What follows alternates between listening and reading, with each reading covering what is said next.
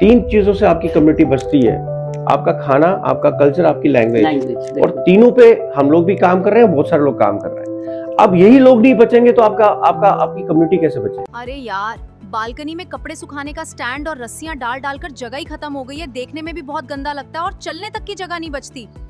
बस इसी परेशानी का स्मार्ट हल है रॉयल सेलिंग हैंगर्स। अब इन झंझटों को भूल जाइए, क्योंकि इसमें मिलते हैं जिंदाल स्टील के 16 mm एंटी करोसिव रॉड्स, मजबूत मेटल क्लैंप्स और स्पेशल कोरियन नायलॉन रोप जो सालों साल बिना ढीले पड़े साथ निभाते हैं। इसका आकर्षक और स्लीक डिजाइन आपकी बालकनी को रखता है साफ सुथरा और खुला। ऊपर से वेदर रेजिस्टेंट मटेरियल हर मौसम में दमदार परफॉर्मेंस देता है। मल्टीलेयर हाइट एडजस्टमेंट सिस्टम की वजह से कपड़े जल्दी और एक समान तरीके से सूखते हैं। और सबसे खास बात, रॉयल सेलिंग हैंगर्स आते हैं पूरे 2 साल की वारंटी के साथ। आज ही संपर्क करें और अपनी बालकनी को बनाइए स्मार्ट, स्टाइलिश और स्पेस फ्री।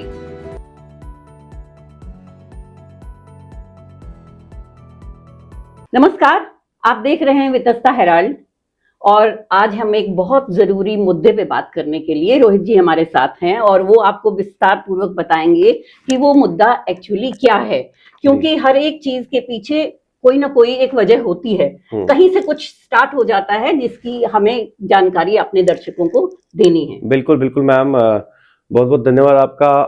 आपके साथ बहुत समय बाद में आया बात करने के लिए। सबसे पहले अपने व्यूवर्स को जो वितस्ता हेराल्ड के व्यूवर्स हमारे हैं उनको ये बता दूं कि मैंने अपने पेज पे रोहित भट्ट के नाम से मेरा पेज है, उसमें मैंने कुछ अपनी दिल की बातें दिल से दिल तक स्टार्ट किया है और उसका बड़ा पॉजिटिव रिस्पॉन्स आ रहा है। सब लोग पसंद कर रहे हैं उसे। शॉर्ट वीडियोस बना रहा हूँ दिल से दिल तक, जो भी दिल में आता है, जो भी दिल में बात होती है आपके दिल तक पहुंचाता हूँ। उन सब दर्शकों का धन्यवाद जो उसे देखते हैं और पसंद करते हैं, शेयर करते हैं। उसी में मैडम मैंने कल एक बात की आर्टिस्टों को लेके, जो हमारे आर्टिस्ट है, ऐसा क्यों होता है बहुत सारी क्योंकि एक एक्टर का जो सैक्रिफाइस होता है सबसे बड़ा होता है, बहुत ज्यादा। वो अपना जीवन समर्पित करता है इस अपने कल्चर को बचाने के लिए। लेकिन उसके बाद जब कभी भी एक कम्युनिटी की बात आती है, चाहे वो डोगरा कम्युनिटी, कश्मीरी कम्युनिटी या कश्मीर में अगर हम मुस्लिम आर्टिस्टों की बात कर रहे हैं, जो भी है, बात आ जाती है कि आप जब काम कर रहे हैं तो पेमेंट की बात आती है कि हम इतना पैसा लेंगे काम इसका, परफॉर्मेंस का या कुछ। वहां हमेशा ये बोला जाता है कि भाई ये तो कम्युनिटी कॉज है, आप क्यों पैसे चार्ज कर रहे हैं? क्या उन आर्टिस्टों का पेट नहीं लगा? क्या उन आर्टिस्टों का घर नहीं है? क्या उन आर्टिस्टों का सर्वाइवल तो कैसे चलेगा? क्योंकि वो तो जॉब भी नहीं करते। सबसे बड़ी बात है मैडम, वो जॉब भी नहीं करते, उनको कैसे चलेगा? रोहित जी, बात तो यहाँ पे ही आती है, जो आर्टिस्ट एक होता है वो सिर्फ इसी अपने आर्ट के साथ ही जुड़ा रहे। मतलब अगर थिएटर कर रहा है या अपने टीवी पे जा रहा है, कहीं पे भी कोई भी काम कर रहा है, इसको लेके, आर्ट को लेके, उसमें तो होता नहीं। बिल्कुल। इसका जवाब कौन देगा? उन्हें कुछ ना कुछ जरूरी कुछ और करना पड़ता है, और जो नहीं कर पाते हैं वो कैसे आगे जाए? वो कैसे जाए? एक समय ऐसा था मैडम, मैं अपने दर्शकों को बता दूं, जब जम्मू कश्मीर में दूरदर्शन होता था, जब कश्मीर के सीरियल्स बनते थे और आर्टिस्ट एंगेज होते थे, उन्हें रोजगार मिलता था फुल टाइम। एक समय वो भी आया, वो भी बंद हो गया।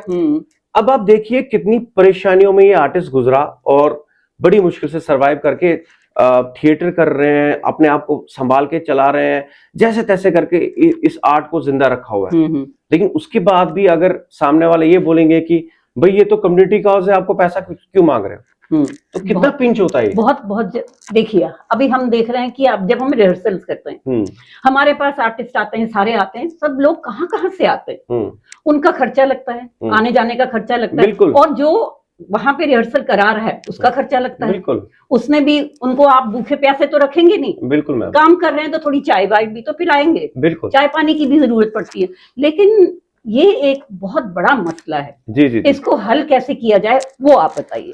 मैम, ये हल करने का तो सोल्यूशन मैं नहीं बता सकता, क्योंकि अभी इम्पोर्टेंट ये है कि सब आर्टिस्टों को एक होना पड़ेगा। बिल्कुल। जैसे दादा एसोसिएशन है, या वो इस पे लड़ रहे हैं कि दूरदर्शन जम्मू वापस रिवाइव होना चाहिए। वो कहते हैं कि वो रिवाइव होना चाहिए, वो भी अच्छा काम कर रहे हैं, लेकिन उनके साथ भी सारे लोग नहीं है। सबको एक होने की बहुत जरूरत है। सबसे पहला स्टेप तो ये है। दूसरा, जैसे बाकी स्टेट्स में दूरदर्शन चलता है, वैसे जम्मू कश्मीर में क्यों बंद है? क्या कारण है कि ये बंद है? इसको क्यों बंद किया गया? इसको क्यों नहीं रिवाइव कर रहे हैं, जबकि सारा कुछ फोकस, पूरे इंडिया का फोकस कश्मीर पे है। बिल्कुल। तो जम्मू पे भी होना चाहिए। अगर आप टूरिज्म को प्रमोट करने के लिए करोड़ों के इवेंट्स कर रहे हैं, आप देखिए मैडम, इतने इवेंट्स होते हैं, करोड़ों के इवेंट्स होते हैं टूरिज्म को प्रमोट करने के लिए, क्या दूरदर्शन और डीडी कशीर को और जम्मू दूरदर्शन को रिवाइव करने के लिए फंड्स नहीं होंगे? क्या वो अवेल नहीं हो सकते कि जितने भी आर्टिस्ट हैं फिर से इनमें रोजगार मिले?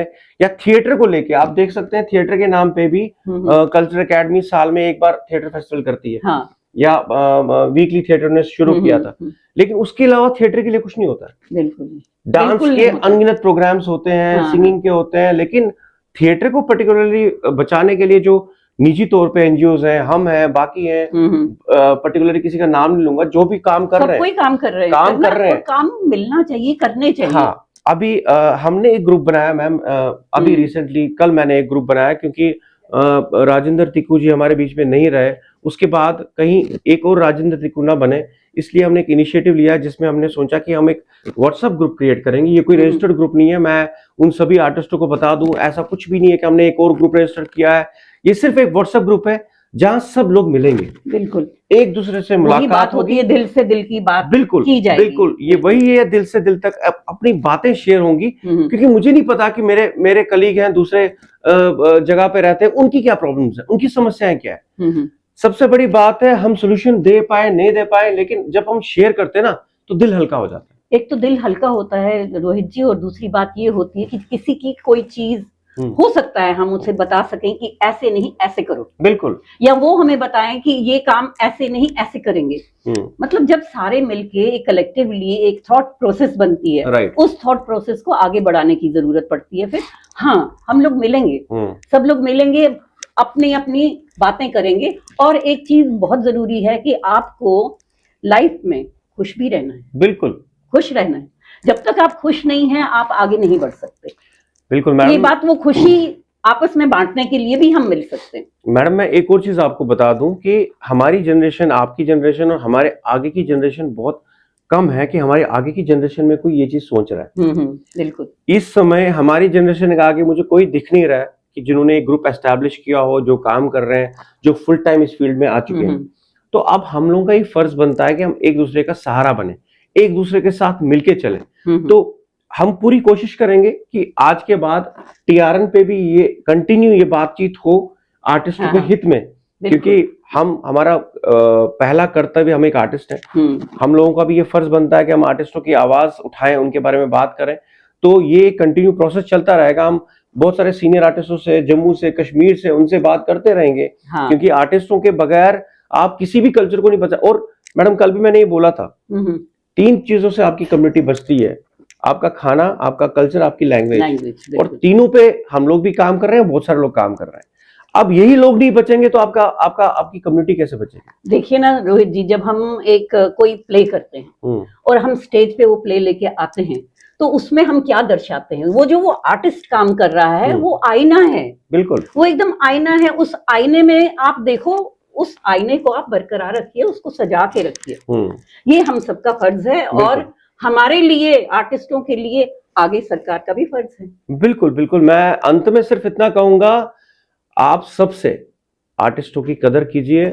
ये एक ऐसा नायाब हीरा है ना आपके पास, जो अगर हाथ से निकल गया ना, आपके पास कुछ नहीं बचेगा। आप सोचेंगे कि आपकी कम्युनिटी उसके बगैर तरक्की करेगी, नहीं हो पाएगा, क्योंकि यही लोग हैं, जो चंद लोग बचे हुए हैं। मुझे लगता है 400-500 लोग होंगे या 600 लोग होंगे पूरे जम्मू कश्मीर की अगर बात करूं, इतने ही मैक्सिमम होंगे जो फुल टाइम ये सब चीजें कर रहे हैं, जो ये नहीं देख रहे हैं कि शाम को घर में खाना है बनने के लिए, चूल्हे पे सब्जियां बनेंगी कि नहीं। वो कुछ ही लोग बचे हैं आपके इस समाज में, तो इनकी कदर कीजिए। नमस्कार।